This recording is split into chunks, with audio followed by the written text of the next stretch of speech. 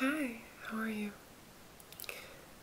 Yeah, are you looking for something to read? I know people have just been reading like bonkers fast lately, yeah. I would be happy to help you find something if you would like some help.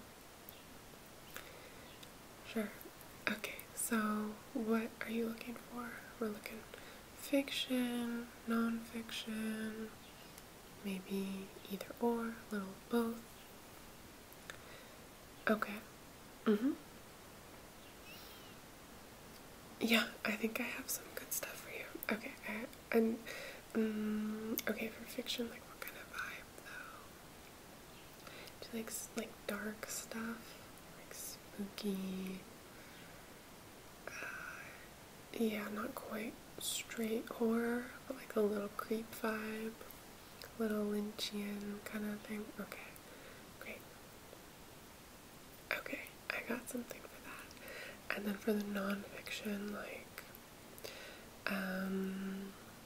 political issues, philosophy, one of each. Okay, what kind of, for philosophy, I find it helps to consider what you're going through at this particular moment. If you wanna, okay, yeah, that's a big transition. Okay, okay, I'm gonna show you 5 books, 3 fiction, 2 nonfiction. Yeah, you don't have to take them all home with you. No, I just get really excited, so you don't have to take them all home with you, but this will like give you a place to start, okay? Alright, so first one, let's do fiction first, yeah? Okay, let me see. Just pull them over here. Okay. Yeah, like 2 novels. I think I'm gonna give you 2 novels in one collection.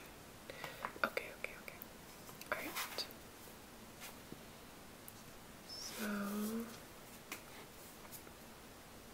okay. The first novel, first fiction I'm gonna show you. This really beautiful cover. This is the back of it. I'll show you the front. The big reveal. It's called Braised Pork. Braised pork. Braised pork. It's by Aunt You. I think maybe the best way to tell you what's going on here is just to read the back.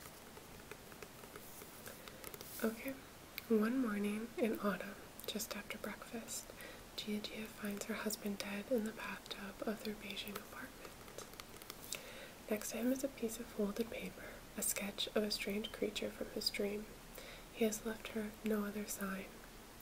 Young, alone, and with many unanswered questions, Gia sets out on a journey. It takes her deep into her past, where, for the very first time, she begins to have a sense of her future. What do you think? It's like a little death, a little mystery. The inside says, so elegant and poised, so tuned to the great mysteries of love and loss. Like a breeze on a still day, unused voice is a voice I didn't know I needed until I felt it. Braised pork is a major debut. Yeah, so this is a debut novel. And you can see like little speckles here. What do you think? Is that your kind of vibe?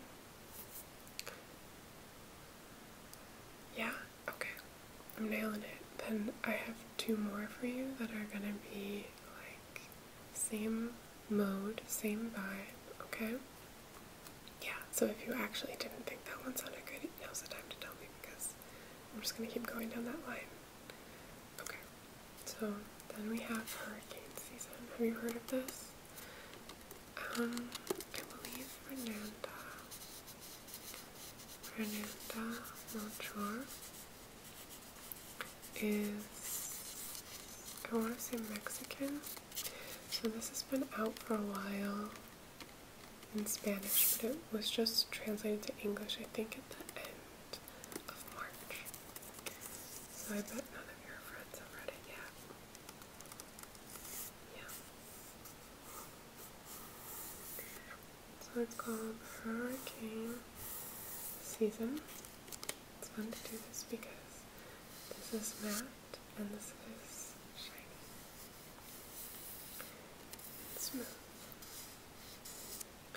So I've only read the first chapter of this so far. It is a novel. And it is so spooky. Basically, like, 4 young boys are walking along the side of the river and find a body, and the language is so dark. So it's translated by Sophie Hughes. Thank you, Sophie, for translating this. It says, "The witch is dead, and the discovery of her corpse propels a small village into an investigation of this murder. As the novel unfolds in a dazzling linguistic torrent, with each unreliable narrator lingering on new details, new acts of depravity or brutality, Melchior extracts some tiny shred of humanity from these characters that most would write off as utterly irredeemable, forming a lasting portrait of a damned Mexican village." What do you think?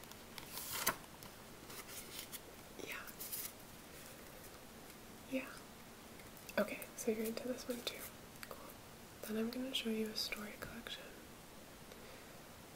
Oh, you like them, but you want something like a little lighter too, as a palette cleanser? Okay, let me show you the story collection, yeah? And then I'll get you a palette cleanser. Okay. I just get so excited. I know. You are, making my day, so thank you for letting me recommend books to you.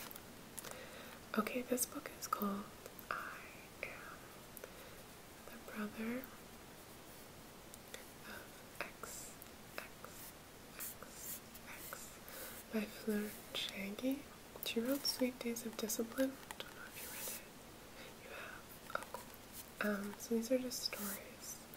And the cover is a mountain with a little clock. This shouldn't take you long at all. It's a very thin book, small,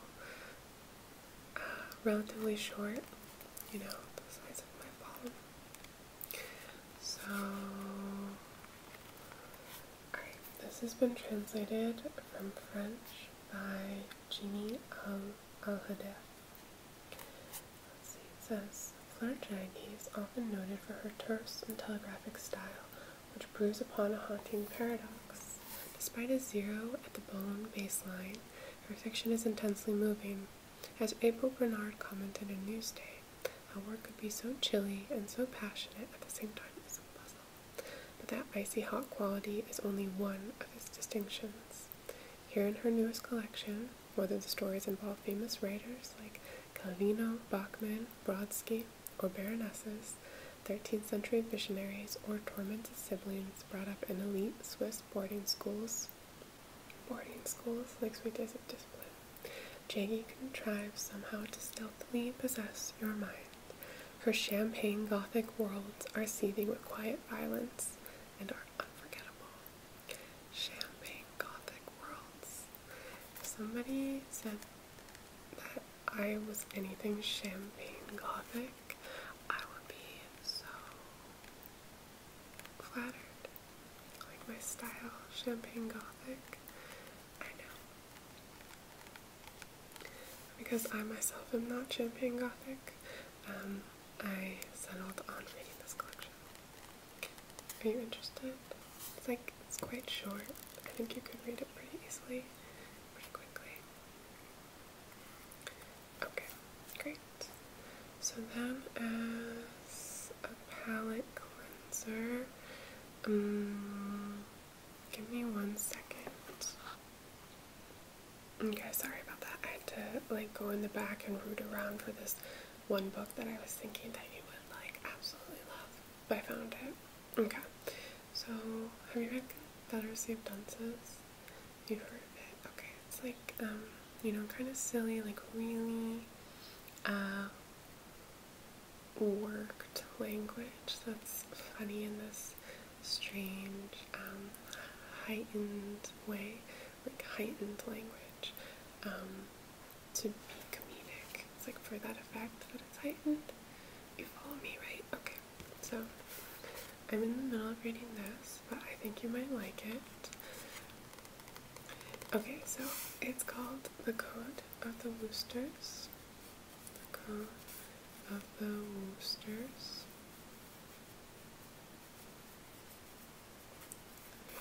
Yeah, and I know you can read. I just like reading the titles aloud to you because it makes my job feel more important. By P.G. Wodehouse. P.G. Dubs. So the language is just super goofy in here.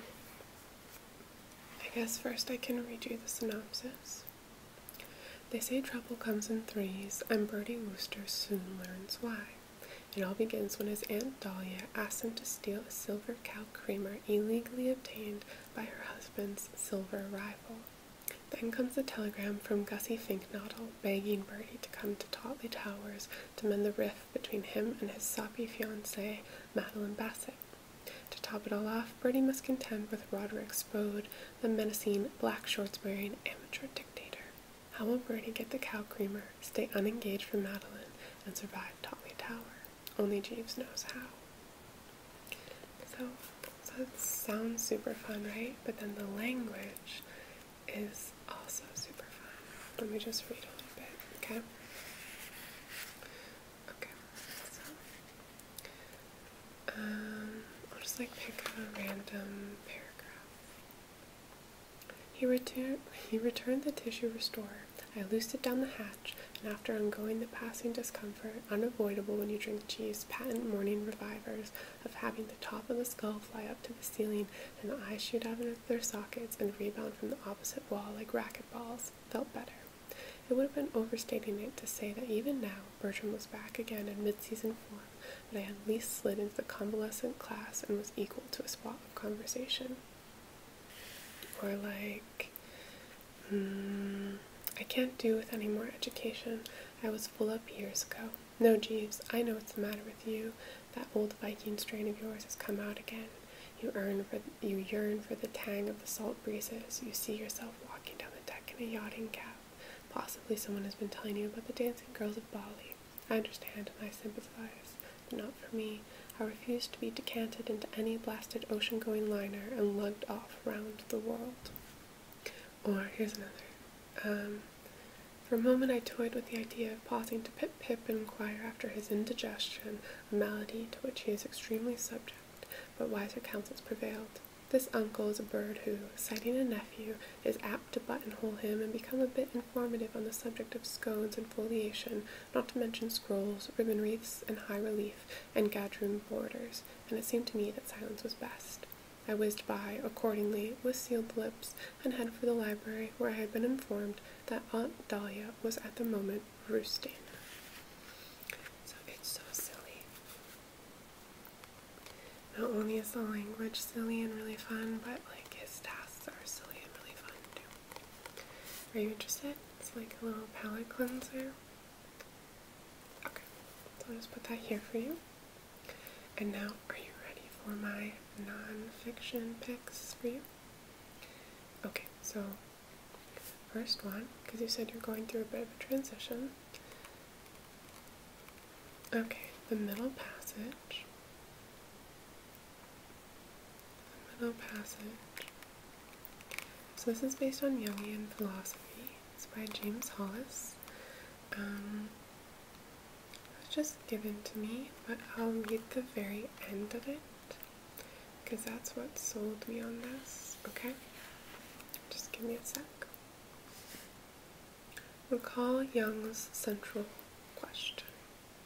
Are we related to something infinite or not? We either embody some essential, or our life is wasted. A great mysterious energy is embodied at conception, bides a while, and finally goes elsewhere. Let us be gracious hosts. Let us consciously assent to the luminous pause. In the end, let us earn Rilke's words as our epitaph. I live my life in growing orbits which move out over the things of the world. Perhaps I can never achieve the last, but that will be my attempt. I am circling around God, around the ancient tower, and I have been circling for 1,000 years, and I still don't know if I am a falcon, or a storm, or a great song. So good. There's also this little anecdote in here that I don't know if I can find, but it's, oh, here it is. I found it. Things just come to you, don't they? So this is just about, learning lessons, I guess. This dilemma and the necessity of consciousness has been expressed rather humorously in the anonymous autobiography in 5 short chapters. 1. I walk down the street. There's a deep hole in the sidewalk. I fall in. I am lost. I am helpless. It isn't my fault. It takes forever to find a way out. 2. I walk down the same street. There's a deep hole in the sidewalk. I pretend I don't see it. I fall again. I can't believe I'm in this same place, but it isn't my fault. It still takes a long time to get out. 3. I walk down the same street. There's a deep hole in the sidewalk. I see it is there. I still fall in. It's a habit, but my eyes are open. I know where I am. It is my fault. I get out immediately. 4. I walk down the same street. There is a deep hole in the sidewalk. I walk around it. 5. I walk down another street. So, it's a good philosophy book if you are in the market for that sort of thing. Put it in the pile? Yeah? Okay. Just put it there. And then, yeah. Okay, one more. This one is called Feminism is for Everybody. Everybody. By Bell Hooks. Passionate Politics. What is feminism? In this short, accessible primer, Bell Hooks explores the nature of feminism and its positive promise to eliminate sexism, sexist exploitation, and oppression. With her characteristic clarity and directness, Hooks encourages readers to see how feminism can touch and change their lives, to see that feminism is for everybody. So she's a cultural critic, an intellectual, a feminist writer. I think she's also written some poetry, maybe? Not sure. Yeah, it's a great primer. What do you think? Yeah? Put it on the pile? So you just want everything. You want all my recommendations. I knew I liked you. Okay, so you are getting braised pork, hurricane season. I'm the brother of XX, the coat of the Woosters, yeah, this is some serious stuff otherwise. The Middle Passage, and Feminism is for Everybody. What do you think? I think that'll get you through probably like a month. No, just a week. Oh my goodness, really? I think like 2 weeks, though it depends how much time you have on your hands. And yes, I do have quite a lot at the moment. So, I'll just slide these on over to you. And yeah, please enjoy. Let me know what you think of them. And yeah, when you return them, I'll be here and I would love to hear. Oh no, I already scanned them. Yeah, it's a silent scanner. Okay. Alright. Yeah, have a good time reading. It's a good